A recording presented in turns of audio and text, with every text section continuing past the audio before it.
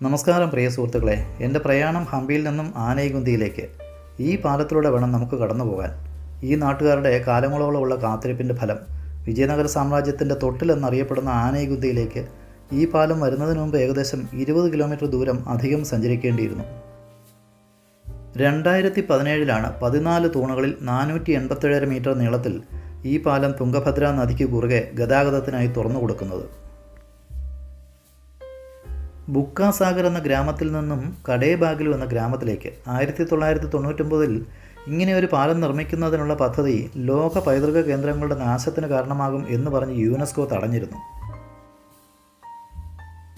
ഈ കാണുന്നത് പുരാതനമായ കൽപ്പാലം ഹരിഹര രണ്ടാമൻ്റെ സഹോദരൻ കമ്പബൂബ 14-ാം നൂറ്റാണ്ടിൽ നിർമ്മിച്ചത്. ആനൈകുന്തിയിൽ നിന്നും ഹംപിയിലേക്ക് തുംഗഭദ്ര നദിക്ക് കുറുകെയുള്ള പാലം, പാരമ്പര്യ തലസ്ഥാനത്തു നിന്നും ഭരണ തലസ്ഥാനത്തേക്കുള്ള രാജപാത. തുംഗഭദ്ര നദി രണ്ടായി പിരിഞ്ഞൊഴുകി ഒന്നു ചേരുന്നതിന് മധ്യത്തിൽ ഉണ്ടായ ദ്വീപാണ് പാലം നിർമ്മിച്ച സ്ഥലം. നദിയിലെ കല്ലിൻ്റെ മുകളിൽ പൂർണ്ണമായും കല്ലുകൊണ്ട് നിർമ്മിച്ച ഒരു സംരക്ഷിത സ്മാരകം. നമ്മളിപ്പോൾ സഞ്ചരിക്കുന്നത് ആനൈകുന്തിയിലൂടെ. രാമായണത്തിൽ കിഷ്കിന്ധ എന്ന് പറയുന്ന കിഷ്കിന്ധാകാന്ഡത്തിൽ പ്രതിപാദിക്കുന്ന ശ്രീരാമനും സീതയും ലക്ഷ്മണനും ഹനുമാനും ബാലിയും സുഗ്രീവനും വിരാജിച്ച രാജ്യം, ഹംപിയേക്കാൾ പഴമ അവകാശപ്പെടുന്ന നാട്. തെളിവിനായി സമീപ ഗ്രാമമായ നിംവാപുരത്ത് വാനര രാജാവായ ബാലിയുടെ ദഹിപ്പിച്ച ശരീരാവശിഷ്ടം എന്ന് വിശ്വസിക്കപ്പെടുന്ന സ്ഥലമുണ്ടെന്ന് പറയപ്പെടുന്നു. കിഷ്കിന്ധ എന്നാൽ കുരങ്ങുകൾ വസിച്ചിരുന്ന വനം. ചരിത്രരേഖകൾ പ്രകാരം 3000 ദശലക്ഷം വർഷങ്ങളുടെ പഴക്കം. പമ്പ സരോവർ ഹിന്ദുക്കൾ പവിത്രമായി കരുതുന്ന പഞ്ചസരോവരിൽ ഒന്ന്. കൈലാസത്തിലെ മാനസ സരോവർ, ഗുജറാത്ത് സിദ്ധാപൂരിലുള്ള ബിന്ദു സരോവർ, ഗുജറാത്തിലെ തന്നെ കച്ചിലുള്ള നാരായൺ സരോവർ, അജ്മീറിലെ പുഷ്കർ സരോവർ എന്നിങ്ങനെ മറ്റുള്ളവ. പമ്പാദേവി എന്ന പാർവതീദേവി ശിവഭക്തി പ്രകടിപ്പിക്കാനായി തപസ്സനുഷ്ഠിച്ച സ്ഥലം. രാമഭക്തയായ മാതംഗ മഹർഷിയുടെ ശിഷ്യയായ ശബരി ശ്രീരാമൻ്റെ വരവിനായി കാത്തിരുന്ന സ്ഥലമായി രാമായണത്തിൽ പരാമർശിക്കുന്ന സരോവരങ്ങളിലൊന്ന്. മാതംഗ മഹർഷിയുടെ മരണശേഷവും 13 വർഷങ്ങൾ കഴിഞ്ഞും വൃദ്ധയായ ശബരി കാത്തിരുന്നു. രാമലക്ഷ്മണന്മാർ വന്ന് ശബരിയുടെ കാലിൽ വീണ് നമസ്കരിച്ചു. സീതയെ രാവണൻ തട്ടിക്കൊണ്ടുപോയതിന് സാക്ഷിയായ ശബരി എല്ലാ വിവരങ്ങളും ശ്രീരാമനോട് പറയുകയും വാനര രാജ്യത്തിലെ ഹനുമാനോടും സുഗ്രീവനോടും സഹായം തേടാൻ ഉപദേശിക്കുകയും ചെയ്ത സ്ഥലം.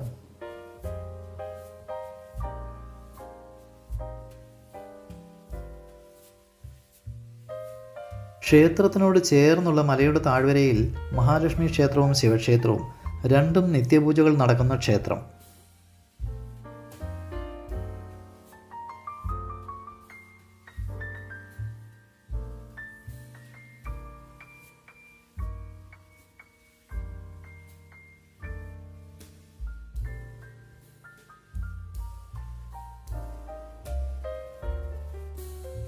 കേട്ടറിഞ്ഞ പമ്പ സരോവറിൽ ധാരാളം താമരപ്പൂക്കൾ ഉണ്ടെന്നായിരുന്നു.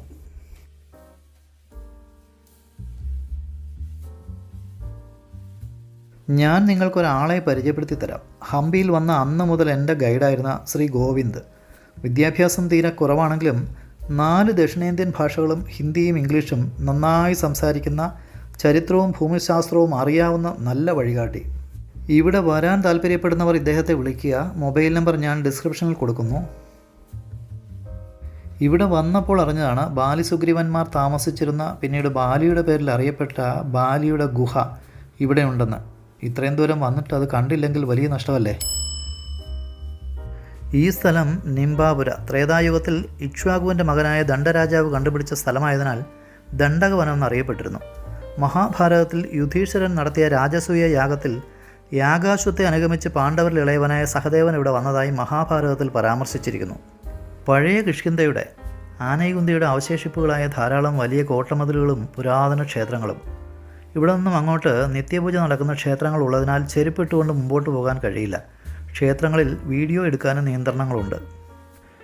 നേരെ കാണുന്നതൊരു അന്നദാന മണ്ഡപമാണ്. കൃത്യം 1 മണിക്ക് അന്നദാനം ആരംഭിക്കുമെന്നാണ് അറിയാൻ കഴിഞ്ഞത്. ഒരു നേരത്തെ ആഹാരത്തിനായി കാത്തിരിക്കുന്ന സാധാരണക്കാരായ കുറച്ച് ഗ്രാമീണരെ ഇവിടെ കണ്ടു.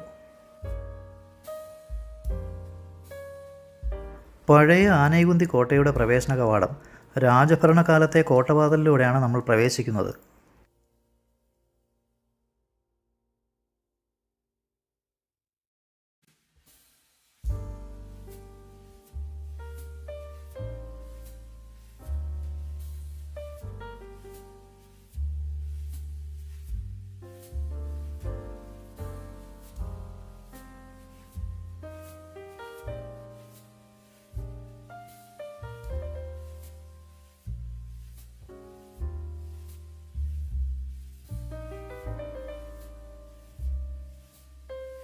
ധാരാളം പശുക്കളെ കാണാം.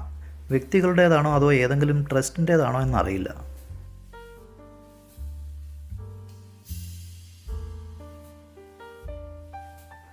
വീണ്ടും മുമ്പോട്ട് വലതുവശത്തായി ചുവന്ന പെയിൻ്റ് അടിച്ച ഒരു ചട്ടക്കൂടിൽ ബാലി കേവെന്ന് എഴുതിയിരിക്കുന്നു.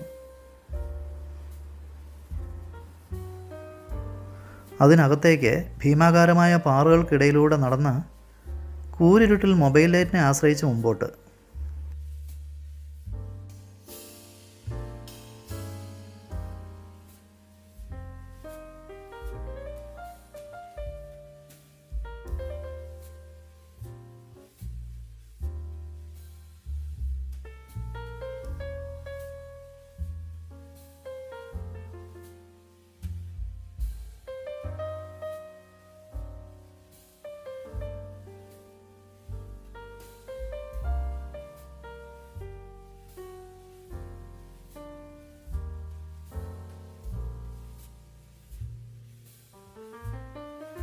കുറച്ചു ദൂരെ ഇരുട്ടിലൂടെ നടന്നപ്പോൾ ശ്രീരാമ, ലക്ഷ്മണ, ഹനുമാൻ, സുഗ്രീവ പ്രതിമകൾ സ്ഥാപിച്ചിരിക്കുന്നു.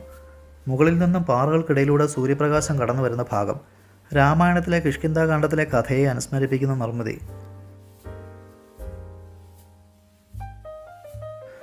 ഗുഹയിൽ നിന്നും പുറത്തു കടന്ന് വന്ന വഴിയെ തിരികെ നടന്നപ്പോൾ വലതുവശത്തായി അല്പമുള്ളിൽ കുറേ കൽമണ്ഡപങ്ങൾ, അടയാളങ്ങളില്ലാത്ത, തിരിച്ചറിയാൻ കഴിയാത്ത പഴയകാലത്തെ പ്രമാണിമാരുടെ ആരുടെയോ ശവകുടീരങ്ങൾ. കോട്ടവാതിലിലൂടെ തിരികെ നടന്നപ്പോൾ അന്നദാനത്തിനായി ധാരാളം ആളുകൾ വരി നിന്നു തുടങ്ങിയിരുന്നു.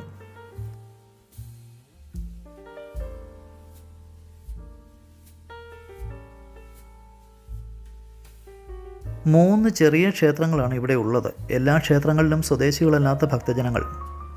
എൻ്റെ ആനൈകുന്തിയിലെ പ്രയാണം കൃഷ്ണദേവരായരുടെ കൊട്ടാരത്തിലേക്ക്.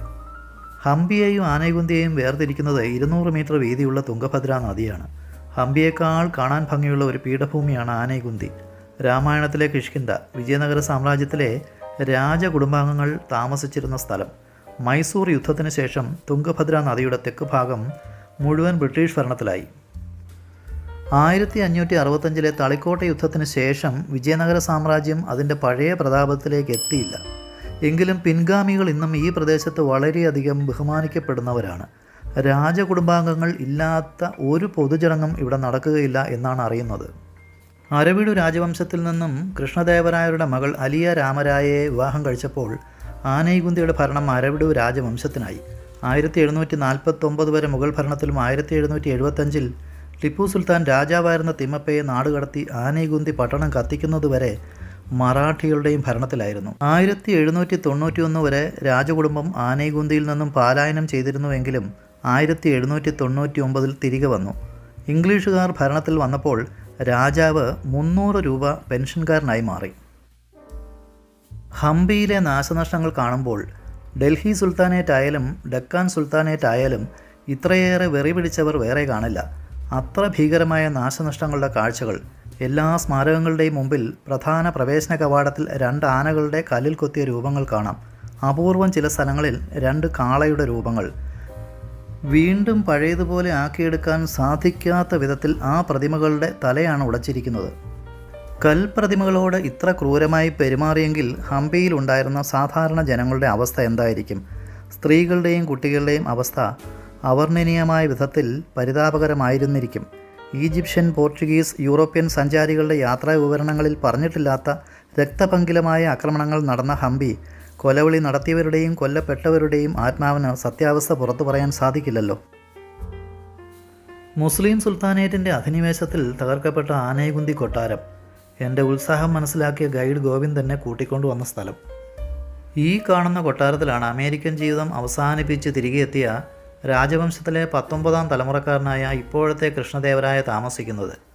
എല്ലാ ദിവസവും രാവിലെ 9 മണി മുതൽ ഉച്ചയ്ക്ക് 1 മണി വരെ അദ്ദേഹം സന്ദർശകരെ സ്വീകരിച്ച് അറിയാവുന്ന ചരിത്ര വിവരങ്ങൾ പങ്കുവയ്ക്കും എന്നാണ് അറിയാൻ കഴിഞ്ഞത്. ഞാൻ വൈകിയെത്തിയ സന്ദർശകനായതിനാൽ അദ്ദേഹത്തെ കാണാൻ സാധിച്ചില്ല.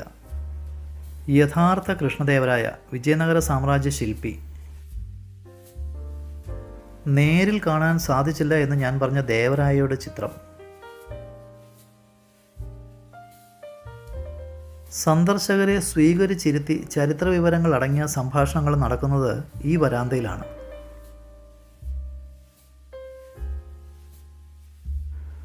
മറ്റൊരു തെരുവിലേക്ക് തുറക്കുന്ന കൊട്ടാരത്തിൻ്റെ പുറകുവശത്തെ പ്രവേശന കവാടം.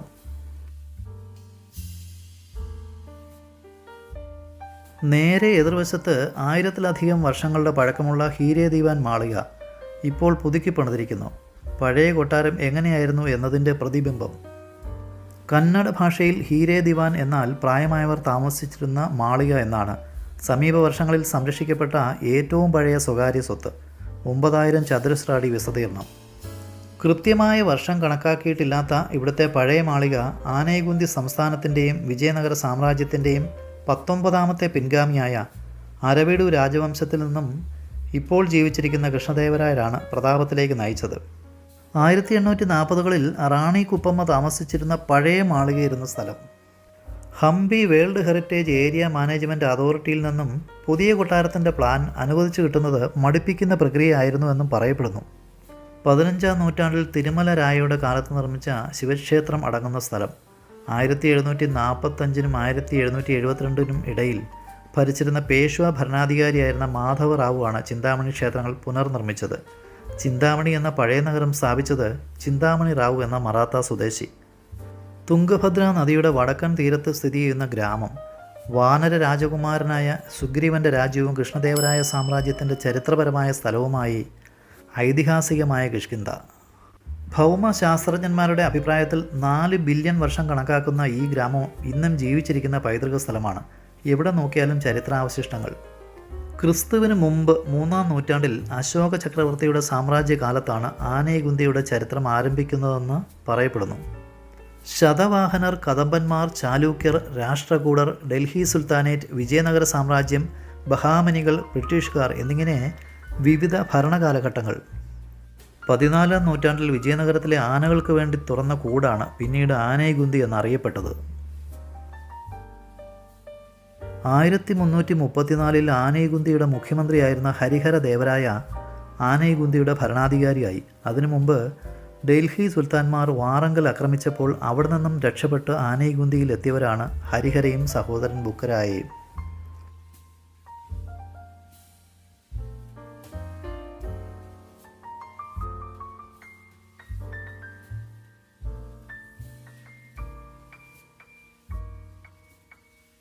തുംഗഭദ്ര നദിക്കരയിൽ തുംഗഭദ്ര അണക്കെട്ട് വന്നതിന് ശേഷം ഇവിടെ ജലനിരപ്പിൻ്റെ അവസ്ഥയാണ് ഈ കാണുന്നത്.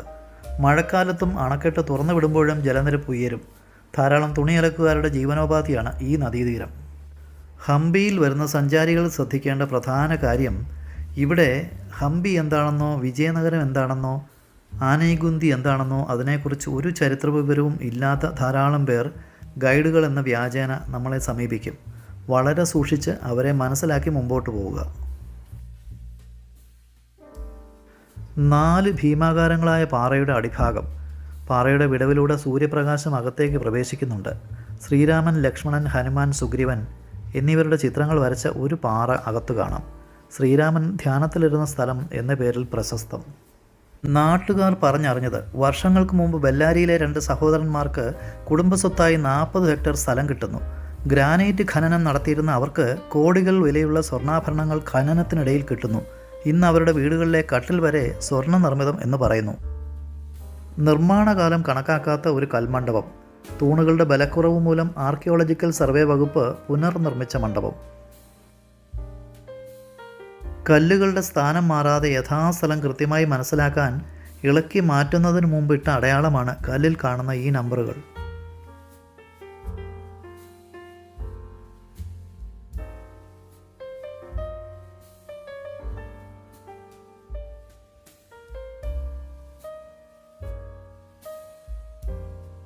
ആനൈകുന്തിയിൽ നിന്നും മടങ്ങുന്ന വഴിയിൽ ഒരു പാർക്കിലാണ് കൃഷ്ണദേവരായരുടെ സ്വർണ്ണ നിറത്തിലുള്ള ഈ പ്രതിമ കണ്ടത്. യഥാർത്ഥത്തിൽ സ്വർണ്ണ നിറമല്ല, സ്വർണം പൂശിയ ബ്രോൺസ് പ്രതിമയാണ്.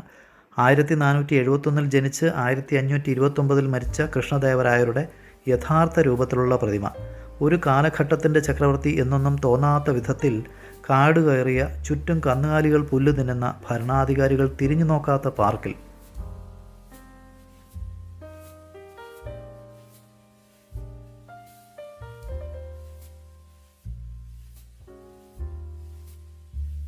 മടങ്ങുന്ന വഴിയിൽ കണ്ട മറ്റൊരു കാഴ്ച, ഇപ്പോഴും പാറക്കല്ലുകൾ കൃത്യമായ നീളത്തിൽ, വീതിയിൽ, കനത്തിൽ മനോഹരമായി മുറിച്ചെടുക്കുന്ന ഒരു സ്ഥലം.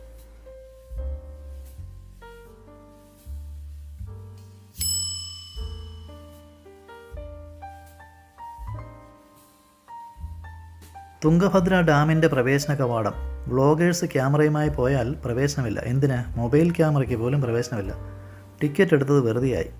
നിരാശയോടെ മടങ്ങുന്നു. വീഡിയോ ഇഷ്ടമായെങ്കിൽ ലൈക്ക് ചെയ്യണേ. മറ്റൊരു വീഡിയോയിൽ കാണുന്നത് വരെ ഗുഡ് ബൈ.